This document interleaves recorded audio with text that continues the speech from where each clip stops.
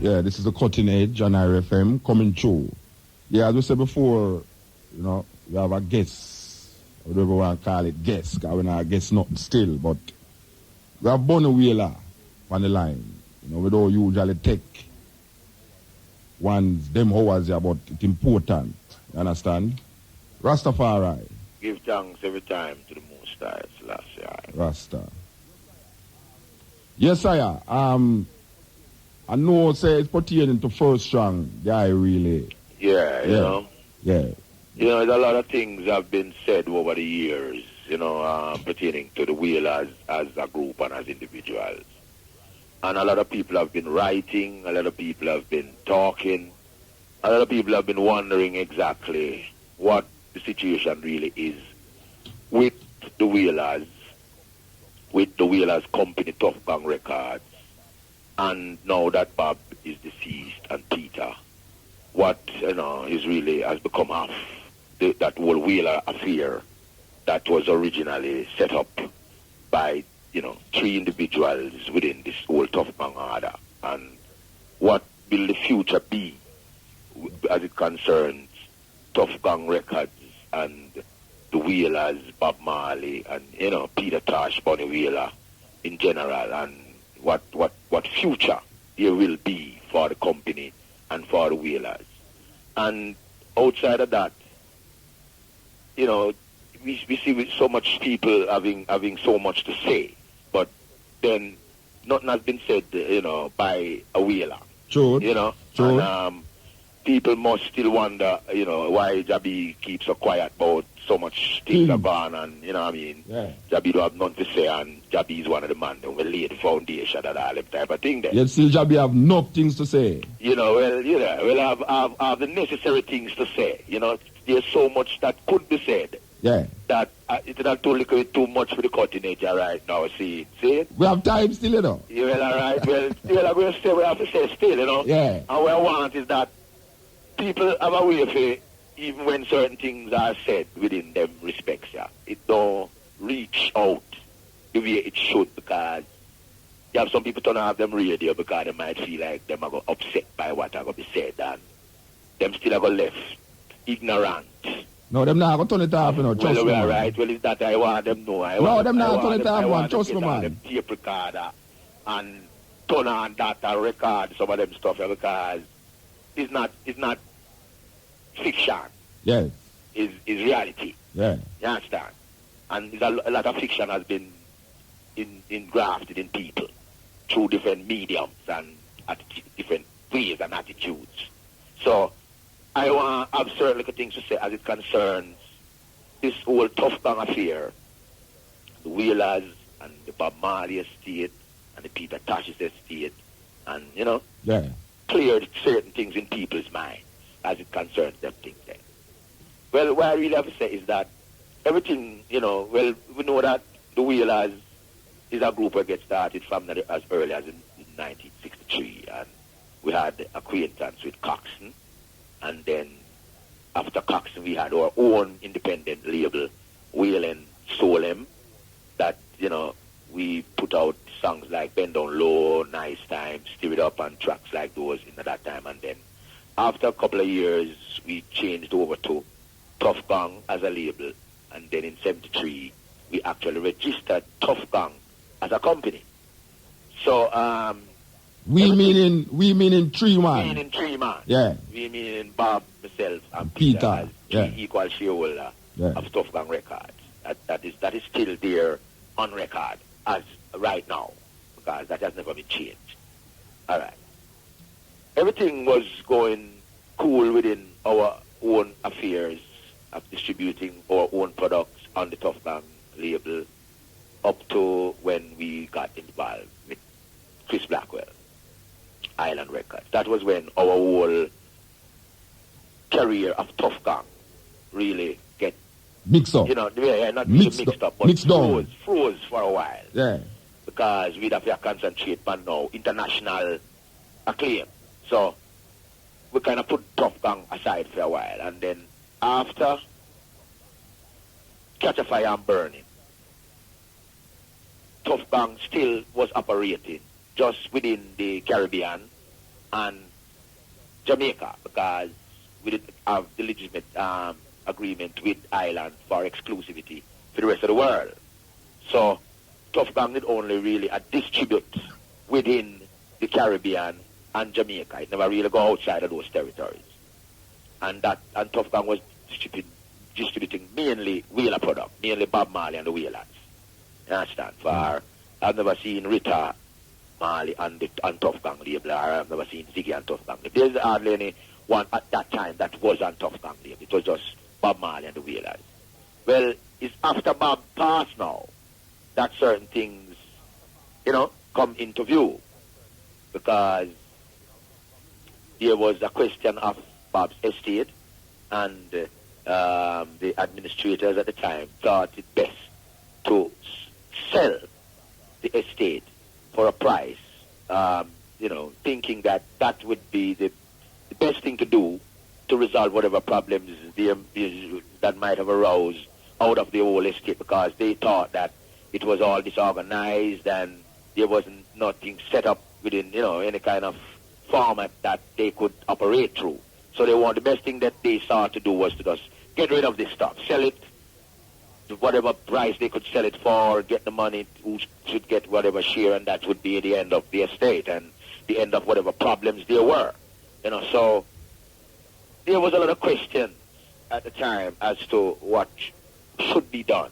And, Don Taylor came and he gave you his part of the story as to what he thought best to have done at the time, which maybe didn't turn out to be the best thing for him to have done. But he did what he thought was best at the time, based on, there was a lot of confusion and a lot of things people weren't certain about, and people did things that maybe was not the right thing, and it turned out the wrong way, because if it was the right thing, it would have turned out the right way. That is how I see it. Yeah. Well, anyway, after Bob passed in May 1981, it was brought to my attention, myself and Peter's attention, by a Mr. John Davis, the accountant of Tuff Gong Records Limited at the time, certain matters concerning the legal and otherwise situation surrounding the administration of Tuff Gong Records Limited. This information led myself and Peter to make serious inquiries into the situation in accordance with the informative document that was given to me by Mr. Davis and myself and Peter. In that document was the information surrounding the true position of all the companies owned by or partly owned by the late Robert Nesta Marley, Bob Marley, OM, right? The document revealed that there were 3 companies owned and being operated through the Tuff Gong enterprises. 1, Tuff Gong Records Limited, the production and the distribution company. 2, Tuff Gong Music, the publishing company. And 3, Addis Ab Limited, the manufacturing company, dealing with the pressing of records, cassettes, etc. Then Tuff Gong Records, being the parent company now, was the first company formed, was totally responsible for all the operations relating to Tuff Gong Music Limited and Addis Ab Limited.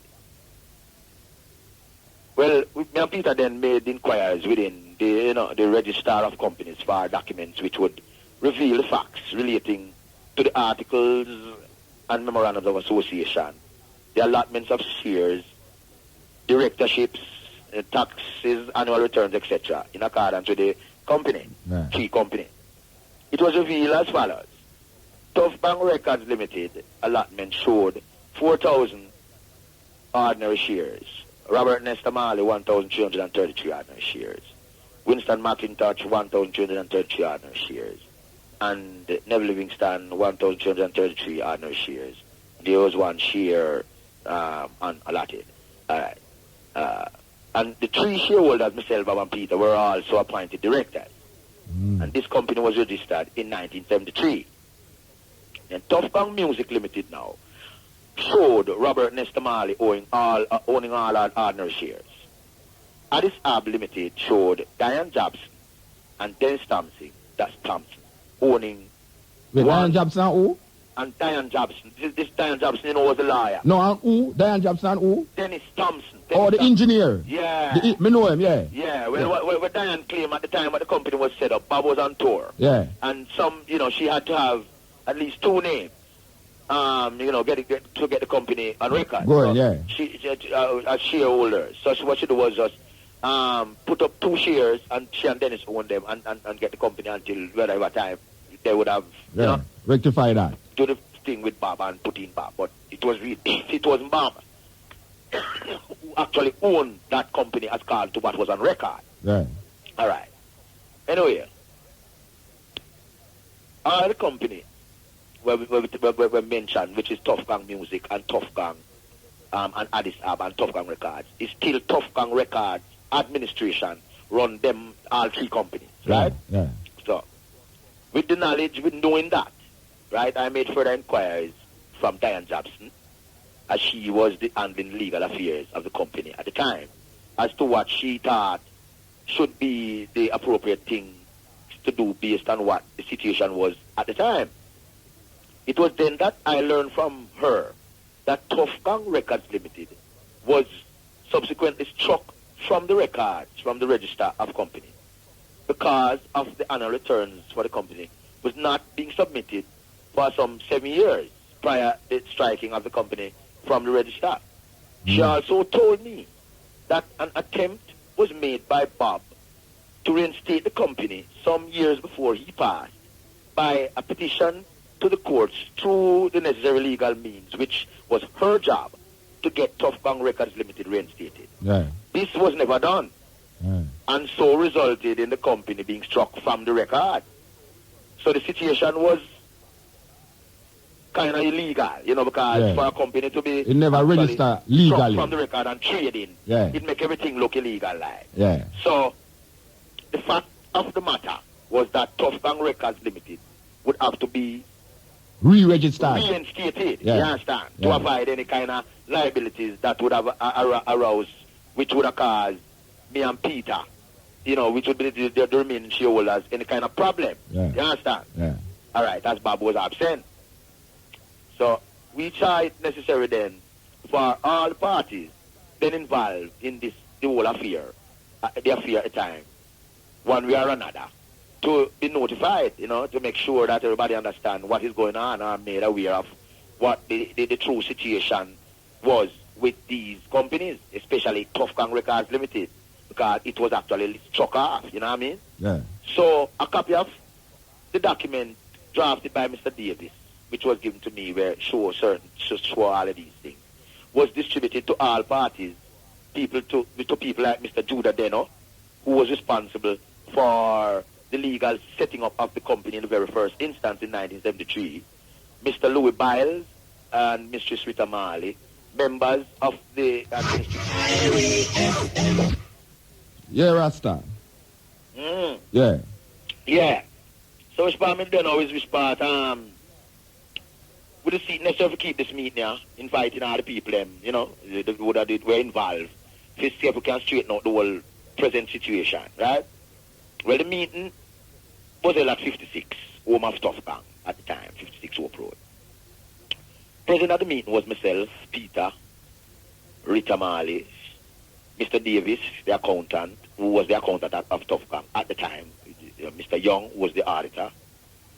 Executive members of the immediate staff, Tuff Gong was operating, and members of the Wailers band, Family Man Carly and the other people there. Yeah. Absent were Mr. Judah Deno, Mr. Louis Biles, and Miss Diane Jobson, the 3 legal representatives involved, are chosen to be involved in this affair. Them 3 people never attend, all right. A decision would still have to be made concerning the future of Tuff Gong Records Limited, because of the striking off of the stuff and it operates the same way. So the meeting was held, resulting in a decision being made in accordance with the reinstatement of the company, as this was the main issue. It was decided at the meeting that myself and Peter would have to be the responsible persons or officers of Tuff Gong Records Limited to file the petition to the courts requesting that Tuff Gong Records Limited be reinstated. All right. The petition was filed through the legal offices of Mr. Patrick Bailey, attorney at law, which was accepted by the courts with an option that all unfiled annual returns be filed to the satisfactory report of the register to the courts. This also was done, and Tuff Gong Records Limited was reinstated. All right. I then made another effort to have a meeting with Mr. Biles with regards to what had been done at the meeting. We recorded the meeting on tape, and we also stenotyped. We had two stenotypists doing the record, so it was like a court session, right, to make sure we do the right thing. All right. It's concerning that now, I had to try to see if I could have linked with Mr. Biles to explain to him what took place at the meeting and what plans there would be for the future existence of Tuff Gong Records Limited. The advice given to me by Mr. Biles was that I should dissolve Tuff Gong Records Limited and be rid of it, because there were plans to sell the Bob Marley estate to Chris Blackwell, and all assets relating to Tuff Gong Records Limited would also be part of the sale. I told him in the presence of Miss Chris Marley and Mr. Davis and Michael Lawn, the lawyer at the time, that they were, because they were there. So, I make myself, clear that I would rather that they take all the assets, strip the company down to skeleton. But I would want the skeleton, self and Peter, because we could put flesh back on. You want about the name Tuff Gong? Yeah, we take this bone. Take off everything and leave Tuff Gong, because Tuff Gong Records is something where Wailers put there. And, absence no means that's a fade away. And that's gone to them, Peter. Them see the best thing to do is forget about it, dissolve it, which, that is what them see. But I never see it that way, because you have a lot of guy named Tony Tyrrell who would have run Tuff Gong up there at the time, where that was his idea too. Rita's idea was to dissolve the company and get rid of it. So, I decided to no, that can't be, because that wouldn't be Bob's wishes. And I never really go against Bob's wishes as it concerns Tuff Gong, because me and him and Peter did have some kind of intention, and we did mean some good, and we'll have some plans for when we plan this program and set up this company to deal with the whole affair of our own productions and stuff. Yeah. So I couldn't just sit back or agree with them, Peter, to dissolve Tuff Gong Records. So I tell them to strip it, take what they want, take everything, and leave the bone. So, well, them went ahead and do that. But I make sure, that not a sale. It not a sale and it not dissolve and nothing. And that was fine. That is the name. Yeah, the name. Yeah. Tuff Gong. No, it's a company. Well, the name is not just a name. Yeah, I mean the company Tuff Gong. It's a company run and operated. So them could have taken the assets but leave the company. Yeah. All right, because we can't put that. Assets is something come, assets is something go. Yeah. But a company remain. Yeah. All right. So I continue to make now several, unsuccessful efforts to convince Mr. Biles that the estate should not be sold because it was priceless. But he thought differently, you know what I mean? Yeah. And as administrator, he proceeded in maybe he was influenced differently. You understand? Yeah. Nobody know what I hear me have said. So it was easy. So I finally tried to caution him then, in advising him to order an exclusive audit on Island Records relating to the royalties from sales of records, CDs, cassettes, etc., in accordance with Island's exploitation of Bob Marley and the Wailers catalog, which also involved myself and Peter at the time. So, this was without success too. They never see that necessary neither. They just want to sell. You understand? Yeah.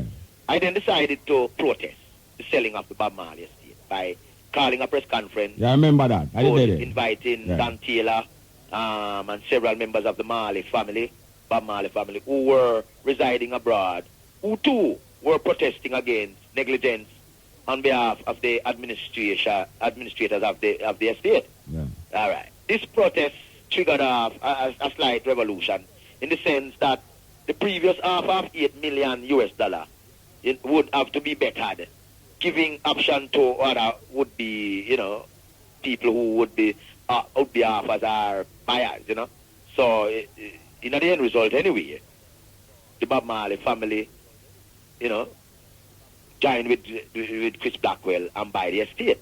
And that create now where the outside, the beneficiaries who weren't adult who join him, they now would be denied of whatever share they would have for the future of the estate, which, that I don't understand. And then, what I can understand is, how does one, if me and you is brother, and our father passed, and we have an estate, how can someone outside or someone who might have been in business with the assets of the estate, how could that someone join with us or with one side of the estate to purchase the estate? Not even the purchaser who joined, the giant purchaser of the money, but him putting up the money, and then in the future, the giant purchaser, as it would seem, would be paying back this money from things that would be due them through. Which is not fee money in the first place. You know what I mean? Which is not fee money. It don't work. Yeah, him can't buy back the thing based upon money or collect half of the same thing when I buy. And then we don't see where there has been an audit. We're sure that Chris Blackwell don't owe Bob Marley nothing. That was never done by the administrator of the estate, because what they should have done is to get an auditor and to go in just to make sure. Then if they even intend to sell Blackwell, get an auditor, go in, make sure that Blackwell didn't actually owe Bob Marley any money, because it don't make sense to sell a man of things anymore. Foolishness. You understand? But all of that wasn't done. So definitely, to me, it looked like a cook-up thing for some reason. Well, later on, it revealed certain things that might have been the reason why that was cook-up. You understand? Yeah. Well, observing them things now, I made quite sure that at the summary of the sale of the Marley estate, I was present at the court downtown with my lawyer Lon, and to make quite sure that it was understood by all who was present, including the judge and all the children and all the people, that Tuff Gong Records Limited was not part of the Bob Marley estate, and therefore could not be included in the purchase sale for purchase or sale to any person, company, or organization, whatsoever. Yeah. All right. It was acknowledged there and then by the judge that Tuff Gong Records Limited was not part of the bargain of sale which he had presented before him at the summing up of the sale of the Marley estate. Yeah. And after going through all of that, to make sure, say, everyone understand the situation, surprisingly, the other day when I go and check the records, the register of companies, to look at the Tuff Gong records to see exactly what the position was, I realized that the records show where Mr. Biles, who in the first instance advised me, to dissolve the company. This records show that Mr. Biles had somehow illegally called some kind of a meeting, because a meeting can't be held as a director's meeting without the director of the company, a director of the original director of the company being present. Yeah. And what Mr. Biles did was he called a meeting with my absence. Peter at the time of his meeting was also deceased. So he called a meeting in my absence, and he dismissed now myself, Bob, and Peter as 3 directors of the company. He dismissed us, and then appointed himself and some other guy by the name of Mr. Roberts, and then another woman by Miss Baines as secretary, and some other lady. He put there as directors. So it's strange to see, after telling me some time back to dissolve the company and be rid of it, he went ahead and got some kind of cooked up situation where he held a meeting outside of my authority and did exactly what he did. And legitimize the company now, excluding you. And this, exclude myself and Peter and this. That not stop us up. Him further created a illusion showing where myself, Bob, and Peter owed Tuff Gong Records over some $400,000, which would have been supposedly paid back to Tuff Gong Records through sale of properties owned by Tuff Gong Records Limited at Alter Beach. Alter Beach out where them do. Them keep this meeting, Mr. Biles and Confederates. and him sell Alter Beach. He claimed that me and Bob and Peter owed that, and then in the next instance, Alter Beach was sold. Alter Beach was sold for was supposed to be distributed in Peter's name and Bob's name to pay back the debt that we owe Tuff Gong Records. You can understand that? Yeah. And that is the kind of work that Mr. Biles, that is the kind of thing that he's been doing. Chris Blackwell owe Tuff Gong. All right, but him a show say me and Bob and Peter owe Tuff Gong. Yeah. Yeah, but him not worry about how much Chris owe. No, him not worry about that. Well, the end result of Mr. Biles showed him mixed up with Mr. Smalley in a lot of foolishness. We all know him can't surface because him heart and him everywhere sick. You understand? And him look bad among society people who, Mr. Biles was a Royal Bank Trust man. And, to be that kind of a person, you have to be trustworthy. Yeah. And for him to have been mixed up in Mrs. Smalley and our dishonest attitude made him look bad amongst his people and shame. And I'm going to tell you this too.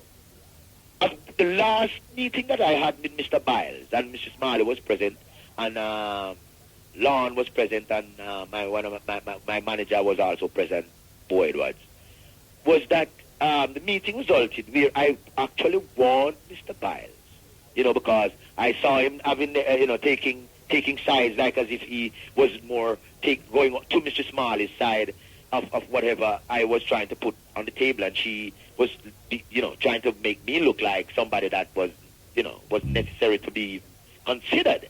And then he seemed to be gobbling up that. He wanted to dismiss me also in his attitude. So I just said to him, so listen, Mr. Biles, you see, estate business is something that me never done. Even when children grow up to be adults and they feel that they have not been given the justice due them through at the time they were unable to defend themselves, they will want to take back all this thing to court in the future. Yeah. And at a time when you will be too old to be attending court, and then you will be under pressure. Yeah. So what you should do as the administrator and dealing with this part of the job is to make sure that what you do is the right thing, so that nothing don't come back on you like negligence and all of that kind of stuff. Because this woman, Mr. Smalley, is someone whose mouth is very convincing, and most of the things that she convinces people with is not true. So you be very careful as one that has been put in charge of the Bob Marley estate, which is a very important job, to make and all that kind of stuff. They were surprised to see the Wailers, the Bob Marley and the Wailers stuff, previous stuff that was on Island, coming out on Tuff Gong Records. So they decided to write to Island to find out what was happening. Yeah. And, the Island response was that they had the right to do that. So they didn't have to account to the lawyers as it concerns Tuff Gong. So I tried to have a meeting with Chris Blackwell here, and I was successful in having a meeting at Neville Garrick's house.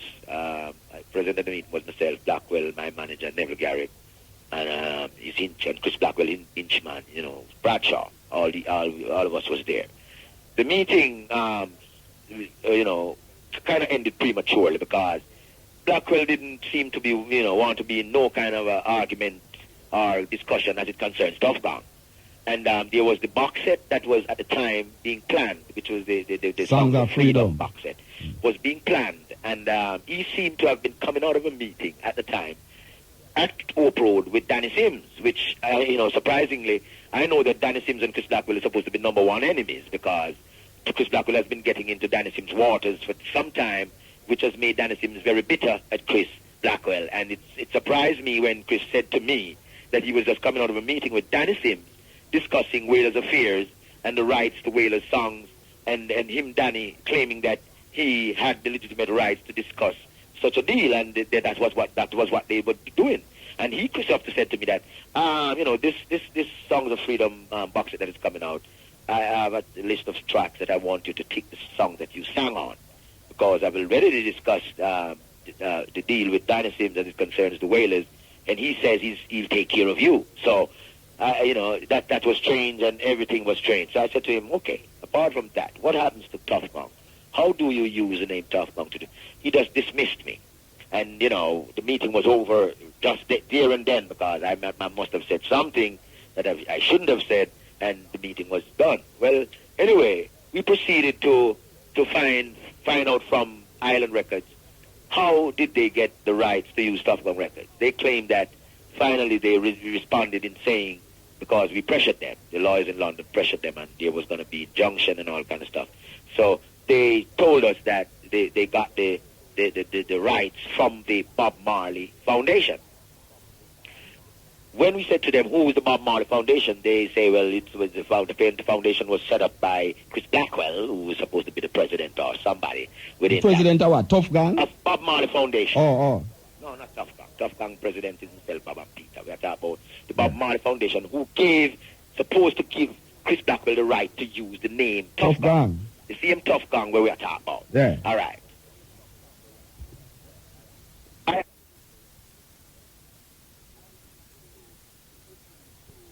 We proceeded to find out from Island Records how did they get the rights to use Tuff Gong records. They claim that finally they responded in saying, because we pressured them, the lawyers in London pressured them, and there was going to be injunction and all kind of stuff. So they told us that they got the rights from the Bob Marley Foundation. When we said to them, who is the Bob Marley Foundation, they say, well, it was the foundation was set up by Chris Blackwell, who was supposed to be the president or somebody within the president of what? Tuff Gang? Of Bob Marley Foundation. Oh. No, not Tuff Gang. Tuff Gang president is himself, Bob and Peter. We are talking about the Bob Marley Foundation, who supposed to give Chris Blackwell the right to use the name Tuff Gang. The same Tuff Gang where we are talking about. Yeah. All right. I asked them to give me an individual within the operation who's supposed to be responsible for, running the Bob Marley Foundation. They gave the name Mr. Michael Hilton was the person, the representative. Okay, the lawyers wrote to Mr. Hilton, requesting from him some kind of, document showing what rights he had to give Chris Blackwell, Island Records, or whoever, the rights to use the name Tuff Gong. So he claimed, in his letter that he didn't give anybody any rights to use anything, and he was ready to contest anybody who said that he did. So the fence that they leaned on was a weak one, because somehow Mr. Hilton didn't want to take up that kind of a responsibility, because he's a lawyer, and he knows that is totally something that they were doing that was wrong, and for him to be, as a legal officer, to be getting involved in that kind of stuff, he was nervous. So he decided not to get involved in saying that he actually gave them the right to use the name Tuff Gong, because he couldn't do that. Okay, so that there was the first instance where we could just sue whoever was using the name Tuff Gong. We still made every effort to get the people to come to the table, to reason, to talk as human beings, and see if we could resolve this problem, because I actually, it's my total intention to operate Tuff Gong Records for the future, for what myself, Bob, and Peter wanted Tuff Gong Records to be, And as far as I see these people, without the Wailers on Tuff Gong, these people they're not exercising Tuff Gong, because nobody else seemed to be interested in want to be on Tuff Gong. It's only the same Wailer stuff that is being distributed on Tuff Gong. So out of that, it pains me to know that on top of Bob passing and all of Bob's stuff being put up in one little bundle and being sold, and then Tuff Gong Records as the only little thing that I know Bob worked so hard to maintain an independence that for the future he would be in the position to do the very things that Chris Blackwell was doing, signing acts to Tuff Gong Records, giving Tuff Gong Records that label power that Island had, and such the like. So I know that for a fact that was Bob's intention, because that was the Wailers' intention, and we had a code of brotherhood that once a Wailer, always a Wailer. So you have to defend it. When one man is down, every rest of the man who's standing have to go, have to carry it on, have to keep the flag. Jabby. Yeah. All right. The Tuff Gang, where we sit down at Marcus Garvey Drive, the IRC now is Chris Blackwell own that Tuff Gang there. No. Chris Blackwell can't own that. I can tell you what happened. You see, Tuff Gong Records Yeah. Tuff Gong Records was registered as the original company in 1973. That is the company where all the studio operations, all the records that have been pressed over the time, that is the company that's been running, doing all of that work.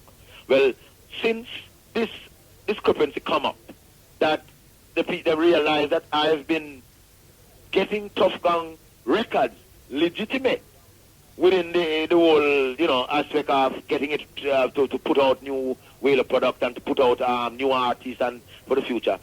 They decided now, through Mr. Biles' thing that he did, to put a Tuff Gong International on the record. But that is contrary. Yeah, well, that may I ask. Because a Tuff Gong record, a Tuff Gong International, cannot be put on record on the register of companies unless an original shareholder of Tuff Gong Records Limited, which is the original, owners of the name Tuff Gong, have something to do with giving such an authority. Yeah, no, I think where we are trying to get to is that. No, I try to explain to you, what is happening down there, sir. Yeah. Down there, sir, is Tuff Gong International. That is not Tuff Gong Records. Oh, all right.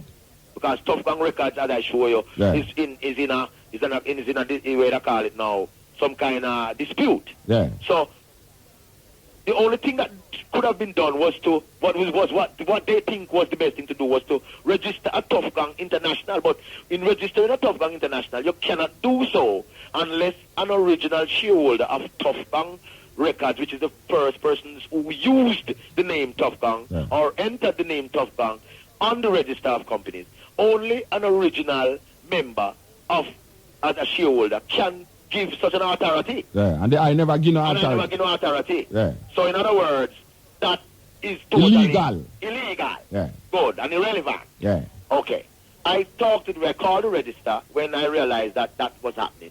I said to her that that's totally contrary because for two companies, two different people to be trading in the same name, right? Yeah. That is totally contrary in every sense. Mm-hmm. So, and then I don't know about how that part of how the Tuff Gong International went on because I didn't have anything. She said to me that that's highly irregular, of course, and that's not legal. So I would have to, because it's a court situation, court matter. I would have to sue these people.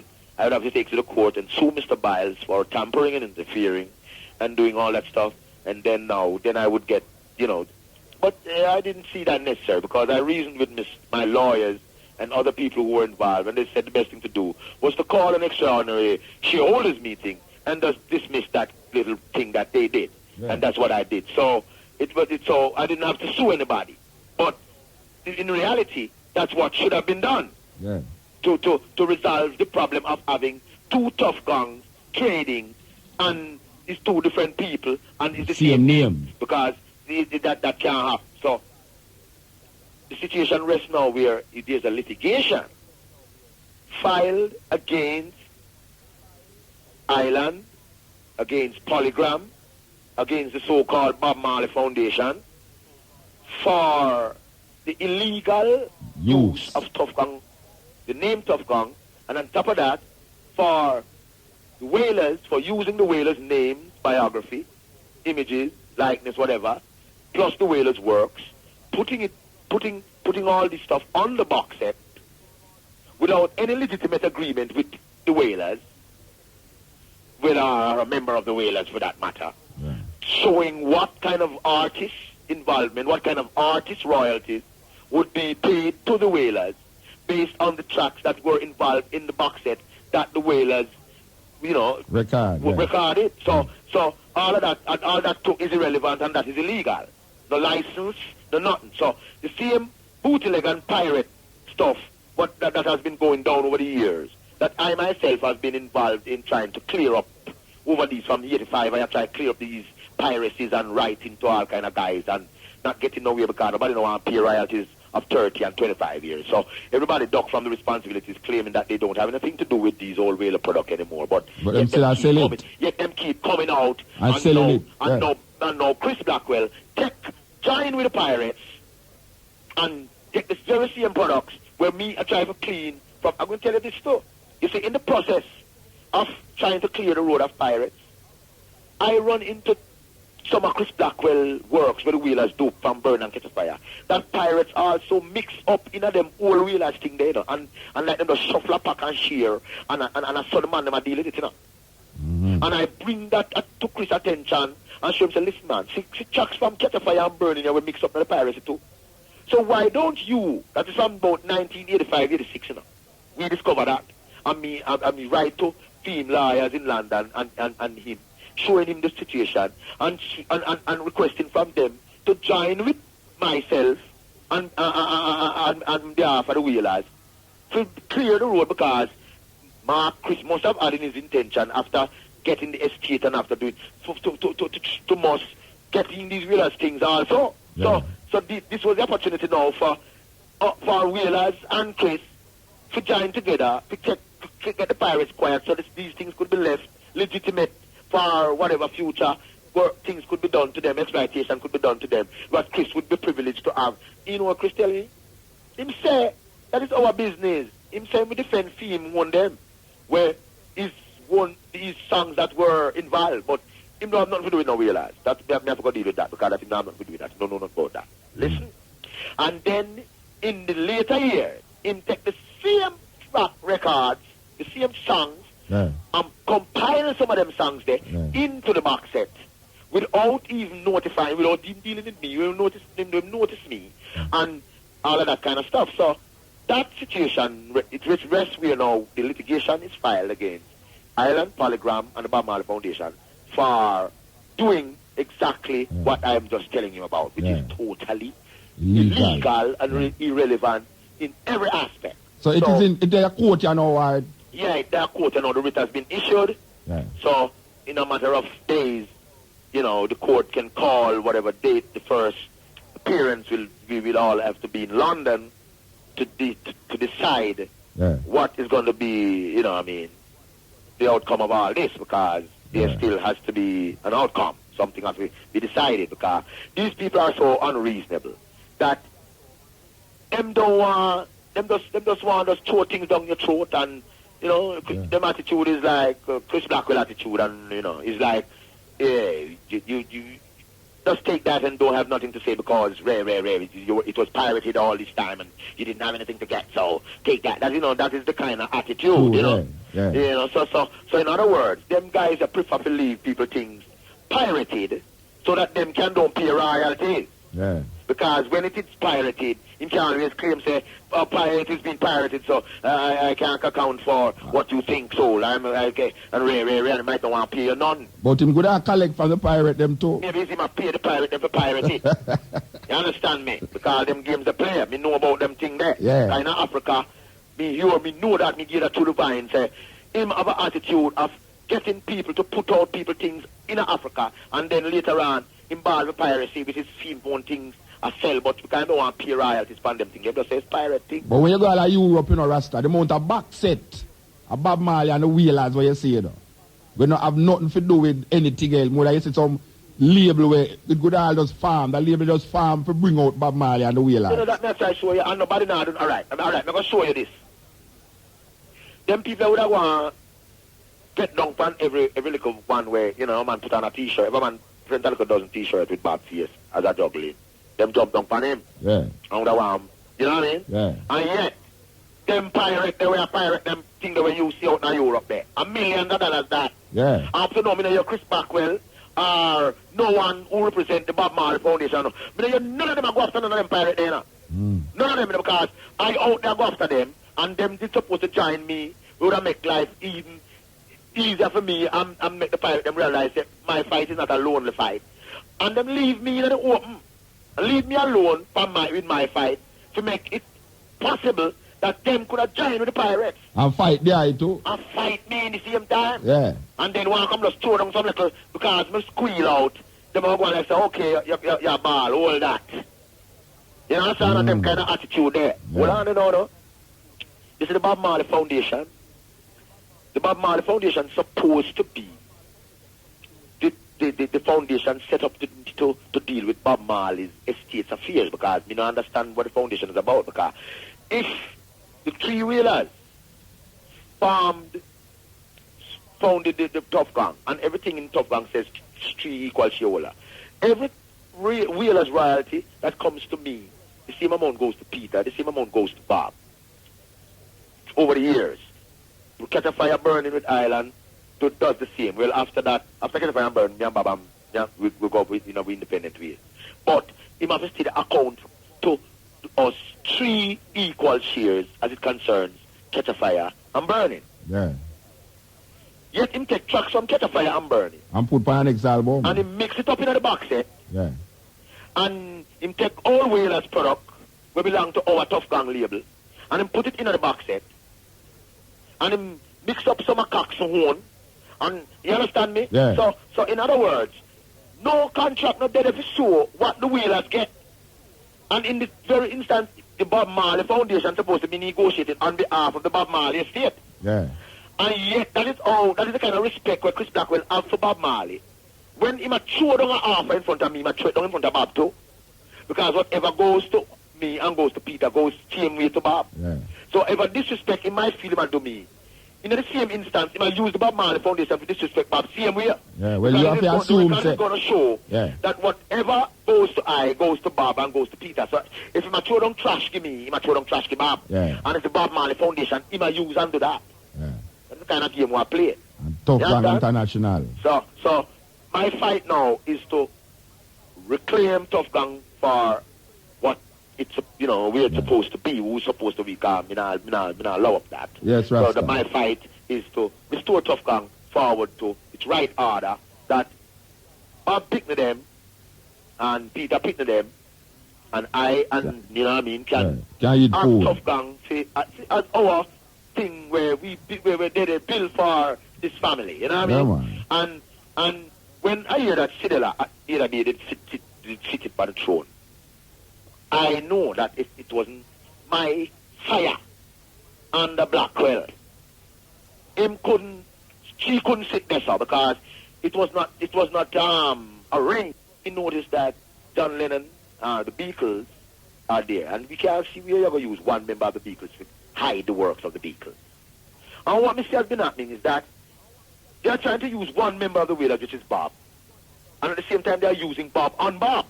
Because if they are using Bob on the Wailers, then where Bob come from? Yeah. All right.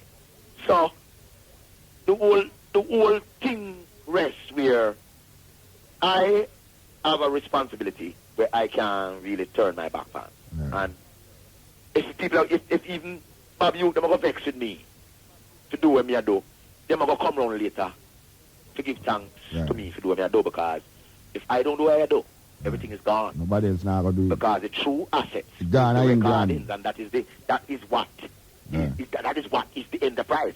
The little house and the little thing and the little property, that and nothing. Yeah. Them recordings there is the future for for Jamaica. Reggae music. For reggae music. Yeah. For whatever. True. So that is not something to play with. And I not will sit by and watch and know say, oh, me and Bob and Peter and other members of the Wailers, well, me and Bob and Peter, because we carry the most of the burden, sit down in a trench town. Nobody never business with we when we did a bill scam music with the assistance of the Scatterlights and all these other people who believed so much in scam music. We never get any support from no one. Not in encouragement. Nobody never believed that reggae, scam music could have become what it is today, going through the stages of rock steady and come to reggae. Nobody never dreamed that.